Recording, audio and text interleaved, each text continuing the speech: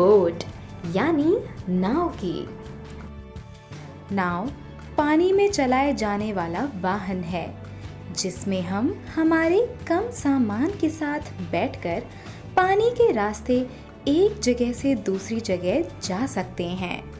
कुछ नाव पतवारों द्वारा चलाई जाती है और कुछ इंजन से चलती हैं। बोट इसका गलत उच्चारण है।